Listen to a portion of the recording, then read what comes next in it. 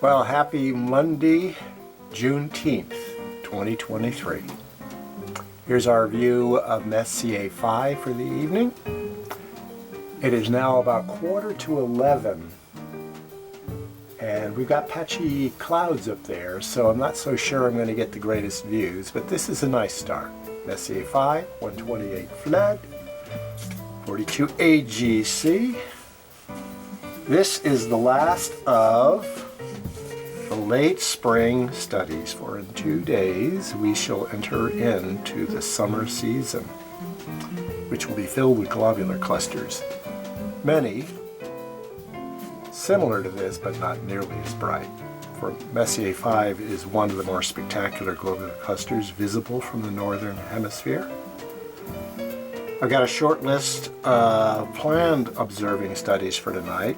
I've also noticed that my videos are running a bit long now, and the last one I put out was truncated and it seemed to lose continuity. So I'm going to try to keep it down to about 25 minutes or so of real-time imaging. This new camera, the battery lasts longer and the season is getting warmer, so I like to keep things succinct as much as possible. We're going to move on to Messier 102 if it's visible this evening through the observatory. So we'll sign off on Messier 5. Well, Messier 102 is a no-show. It's a little too far north for the roof of the observatory. So I thought I'd do a little bit of a comparo by going to globular cluster in Libra 5897. This is a class 11 globular cluster compared to what probably is a class 2 or 3 in Messier 5. In Serpens, this shows you how disparate globular clusters can be. The interesting question about globular clusters is whether or not, from my perspective, it's probably well established by professional astronomers, whether globular clusters all start out pretty much the same and basically just lose stars over time depending upon their location in galaxies where tidal forces can pick them apart. I suspect there is a range of globular clusters, like open clusters, that originally form and then they're positioned within gravitational fields of larger bodies in their neighborhoods also is a factor with their diffusion over time. Anyway, this is 5897, magnitude 8.4, 8.7 arc minutes. Its brightest star is a magnitude 13.3. It's a class 11 globular cluster, 4,100 light years distant.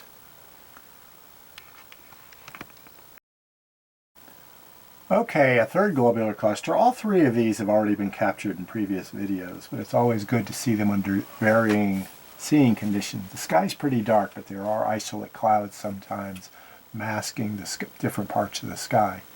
This is NGC 5824, a globular cluster in Lupus. It's also known as NGC 5834. Fainter than our last study, magnitude 9.1, 6.2 arc minutes, very tight. Its brightest star is a magnitude 15.5, 102,000 light years distant.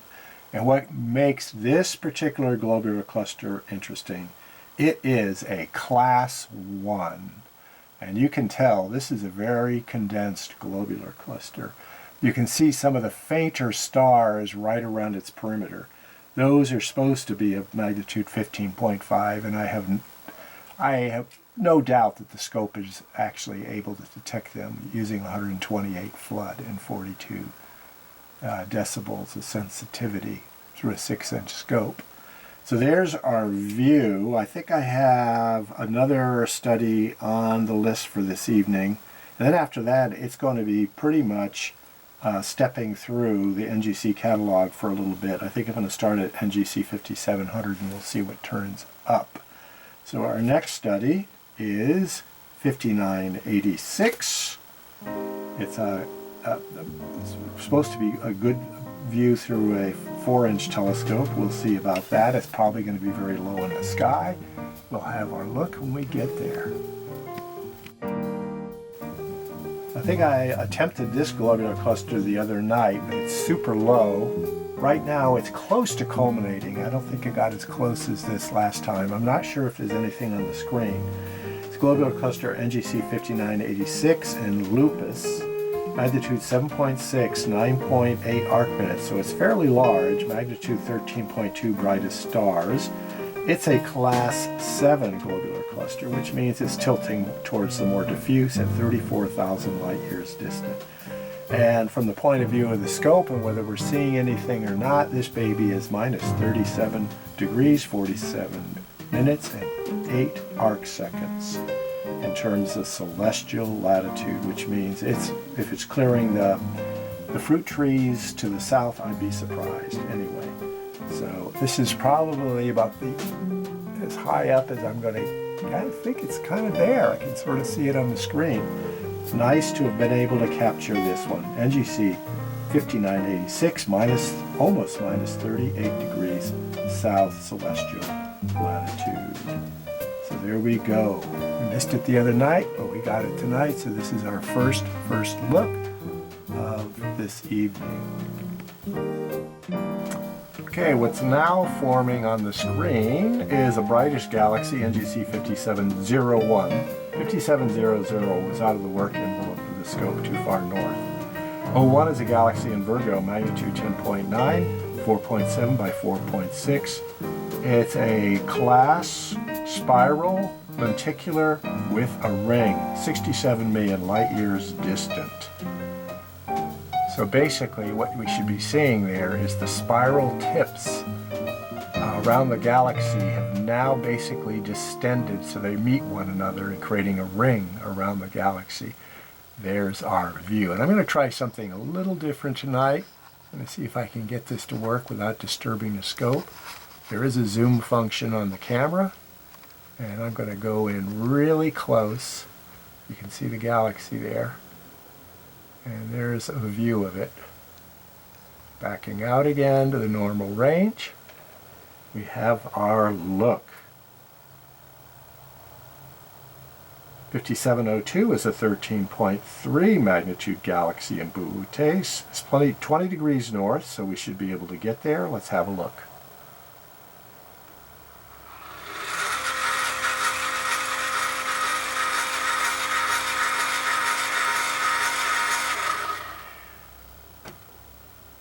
Okay, while we watch 5702 form on the screen, I will access the data, which is always of interest.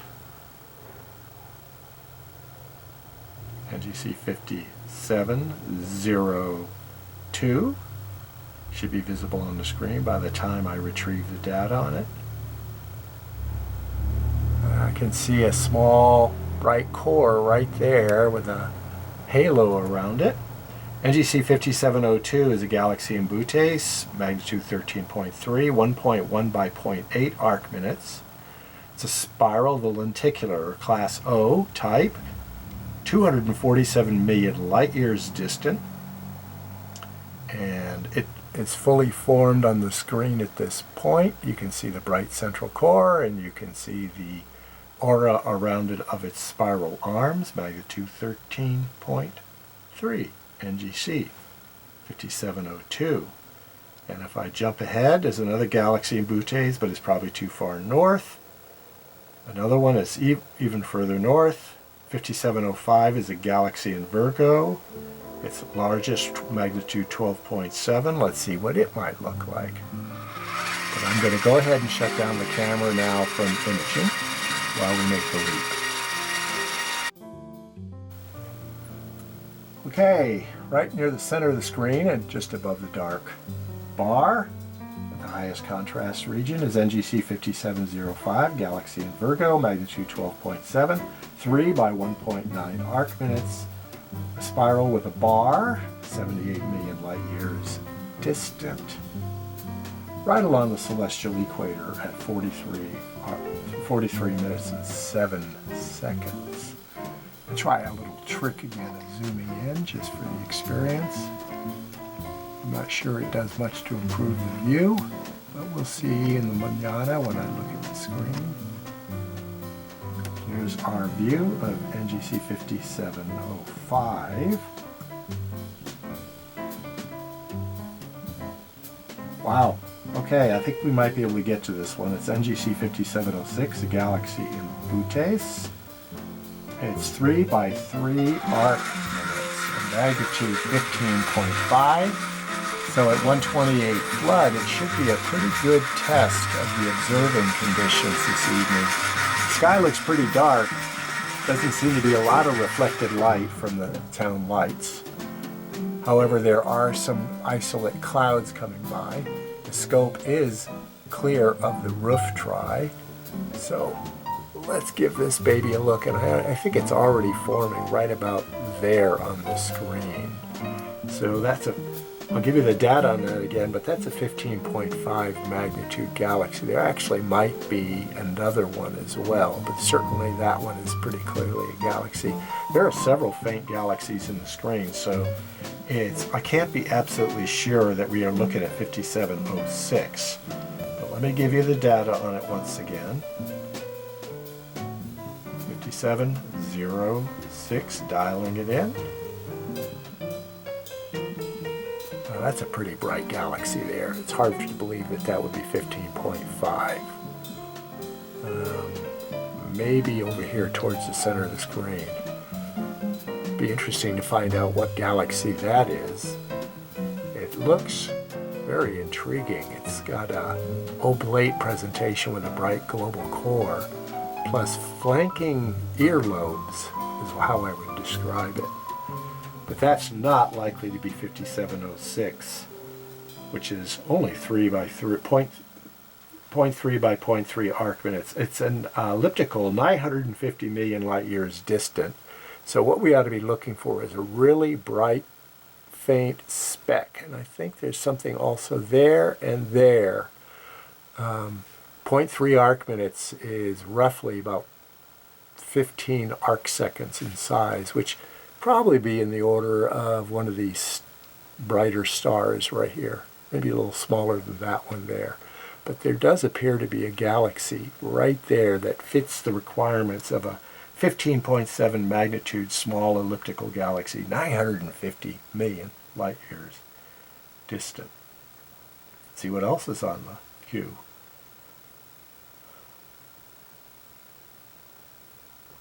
Skipping around, I'm looking for some faint ones. Something in the 14th magnitude range would be nice. Something with a spiral, there we go. Yeah, that looks good. NGC 5711, a galaxy in Bootes. I'm going to go ahead and turn off the camera while it navigates. Okay, I'm activating the camera once again just so you can watch the galaxy develop on the screen. This is one of the better ways of determining whether or not you've actually got a galaxy in real-time imaging. Stars pop up relatively quickly. Galaxies seem to develop. And at 128 flood, it probably, I noticed it at 256 flood, it took about 30 to 35 seconds in reality to composite an image. So we can assume it's going to be about 15 to 20 seconds for this one to appear. I'll give you the data on 5711.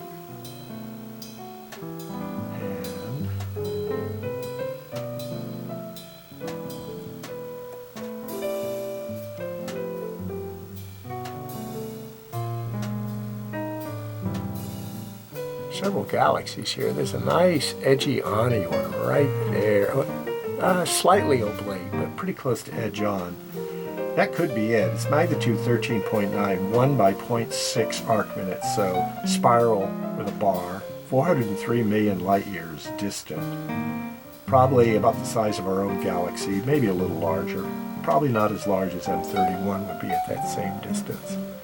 But I think that's probably our sweetie right there. And it is a nice look actually with those spiral extensions and the large core.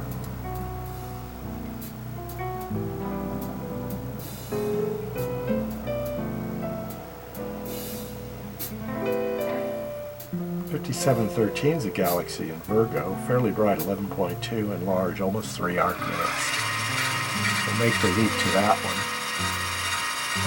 The go-to hasn't been particularly good tonight.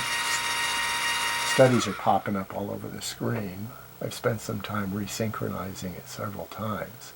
All right, so this is NGC 5713. We're watching develop on the screen. Give you the data on it.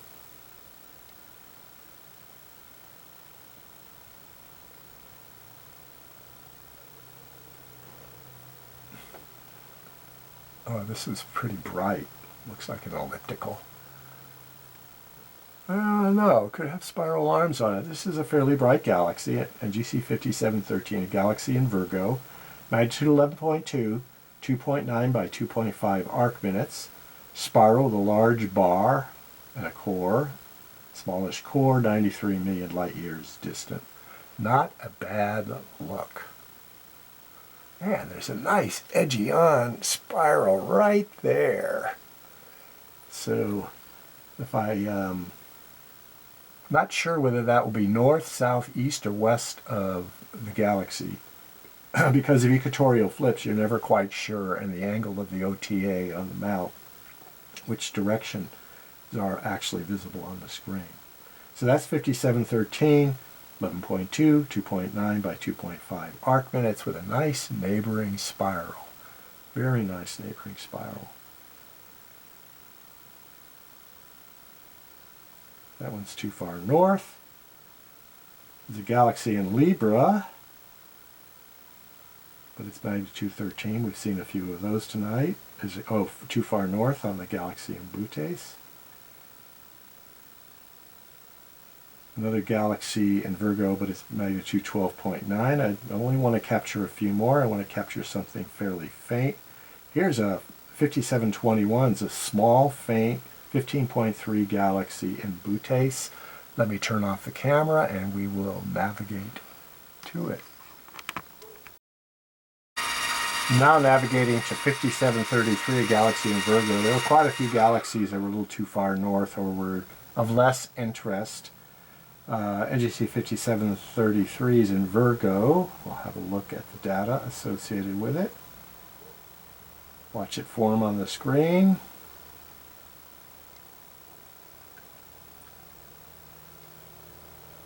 Making out anything yet? Okay, 5733 is a galaxy in Virgo, magnitude 14, 1 by 0.4 arc minutes, a spiral with a core, 80 million light years distant. And it should be presenting somewhat oblate somewhere on the screen. And I am seeing something right about there. Looks a bit diffuse. It's a magnitude 14 galaxy. Yeah, that should be about right for the screen. So I think we've got a pretty good chance that that's our study, 5733. I'd like to do, here's a galaxy with a ring. 22 degrees is 5735. Let's go take a look at another one of these ring galaxies.